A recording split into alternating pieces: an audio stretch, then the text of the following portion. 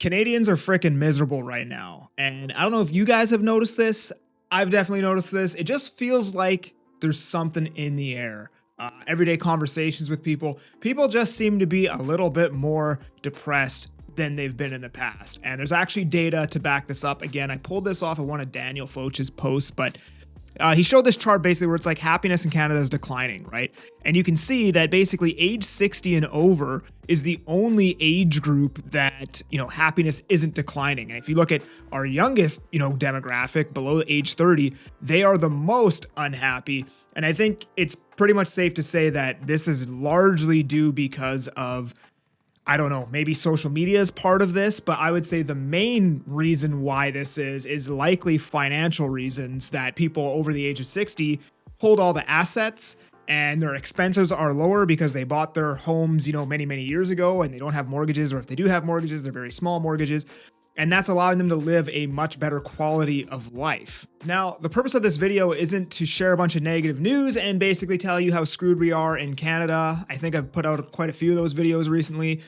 But instead, I want to actually share, something that relates to what you can do about it, right? If you're one of these people right now who's struggling financially, who is, feeling lost, depressed, you have a failing business, you are cash flow negative on a couple investment condos, maybe you've already had to be foreclosed on, or somebody who's just going through financial hardship right now, I want to share this, okay?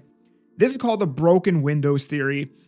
And I learned about this probably 6 or 7 years ago, and I realized that it actually applies to pretty much everything in life, right? And basically, the basis of this theory is that psychologists and police officers tend to agree that if a window in a building is broken and is left unrepaired, all the rest of the windows will soon be broken. Now, they're basically saying that if a house in a nice neighborhood doesn't mow their lawn, somebody breaks the windows, they don't repair it or mow the lawn, suddenly all the other homes in the neighborhood will start looking a little bit more run down. And if you think about this, you buy a new car, you keep it in pristine condition, you get a dent on the outside of the car, now you're not cleaning it, you're leaving garbage in the inside, and then suddenly you just want to throw the whole car in the garbage and go get a new one again. And this is what we do with our life too, right? So let's just say you're having financial hardship. Well, that's a broken window. So now you are self-medicating, you're drinking, you're smoking more, you are, waking up whenever you please. Some days you wake up at 6 a.m., some days you wake up at 9 a.m., some days you wake up at 11 a.m. You don't have an actual set routine. You're just kind of floating through life at this point. Maybe your diet's going to hell and you're just eating whatever the hell you want. And this applies with pretty much everything, at least I've noticed in my life, right? If I start eating shittier, I will miss the gym. I will sleep in. If I, this is why I don't drink or smoke, by the way, is literally because of this. If I go have, a beer, suddenly all the other areas of my life are going to start going downhill, so to speak. And for me personally, I've noticed that all the times in my life when I've been the most unhappy actually have very little to do with my financial position. Like, I've had parts of my life where I was very happy and made almost no money and had no money to my name. And then I've had other times in my life where I was making amazing money, but I still was super unhappy. And I think the reason is that happiness has a lot to do with, finances are outside of you, right? You're happy on the inside. And what makes you happy on the inside is the way you feel every day, right?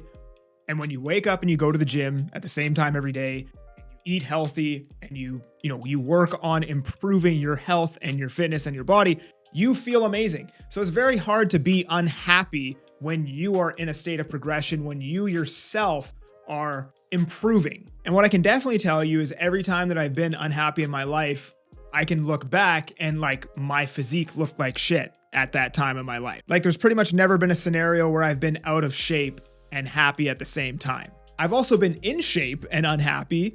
But what I'm saying is that I've never been happy and out of shape at the same time. That's not a combination that's existed for me in my life personally. So anyways, I know this is a weird video for this channel, but in my conversations daily amongst chatting with people, I've noticed that a lot of people are going through it right now financially.